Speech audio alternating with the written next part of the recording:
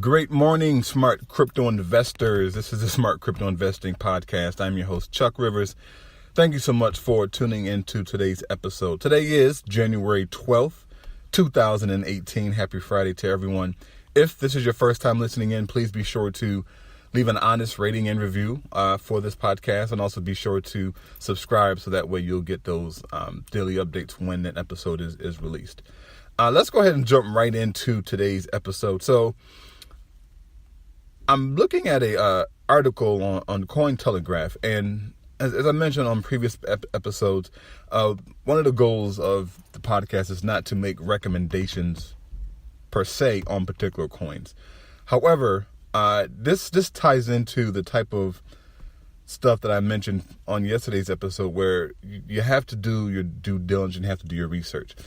And this article in general is a prime example of the type of stuff that we need to be looking for when we're looking at any particular coin to invest in. So the title of this article is Ripple Announces Partnership with MoneyGram to Speed Fiat Settlement Payments. So Ripple is a company whose main focus is on streamlining transaction between businesses. So pretty much, in a typical business sense, where if Bank of America wanted to send money to Santander, that would usually take a while. It will take 3 to 4, almost 5 to 7 business days in order for that transaction to take place.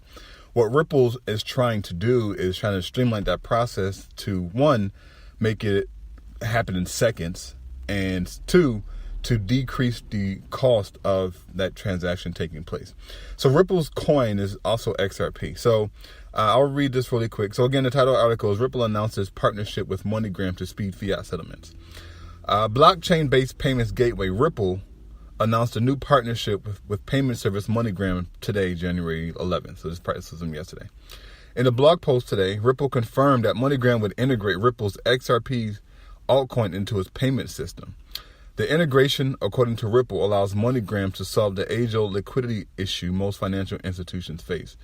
Ripple's CEO, Brad Garlinghouse, commented in the company's blog post announcing the partnership. The payments problem doesn't just affect banks.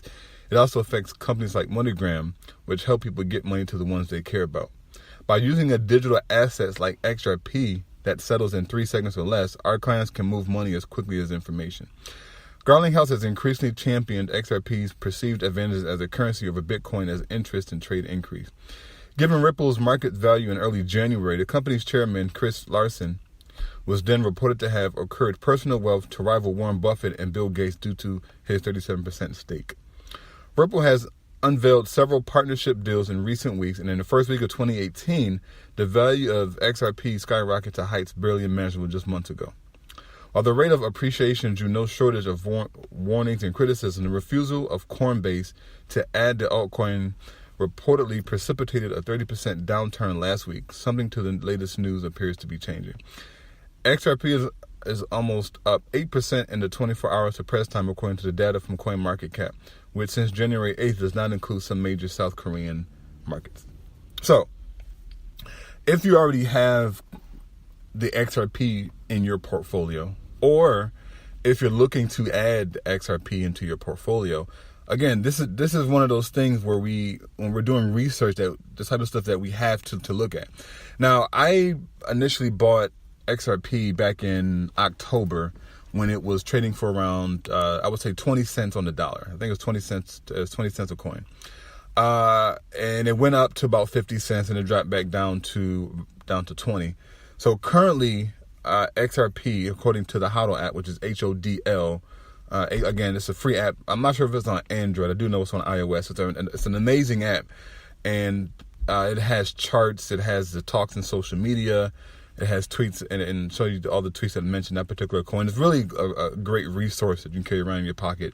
But nonetheless, so XRP right now is trading at $2.07, and I initially got in around when it was 20 cents. So I'm not saying that to brag, but I'm saying it to the fact that a lot of people were saying XRP is crap, and the technology is what the people are really for. The blockchain technology is what they're really for.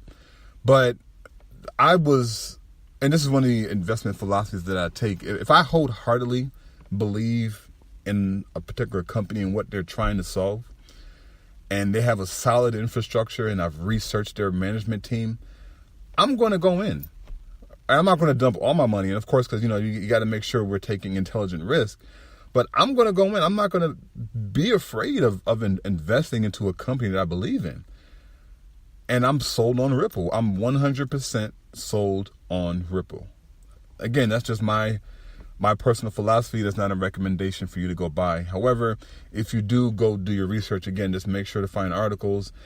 I even went as far as following the owners on Twitter. Like when I was first looking to invest in Ripple, I literally went on Twitter and started following the owners and the CEOs and the technologists and anybody that was part of Ripple. I started following just to find out what they're talking about and seeing if where they appear in the news. For example, the CEO, Brad Garlinghouse, he's been on CNBC multiple times, many interviews. All right, so those are the type of things that we have to look for. So again, happy Friday, everyone. Make sure to do your due diligence. Go to smartcryptoinvesting.org to join the private Facebook group.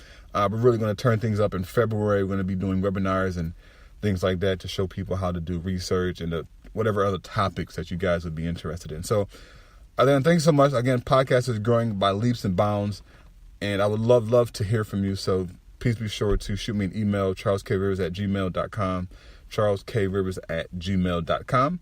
And until next episode, bye for now.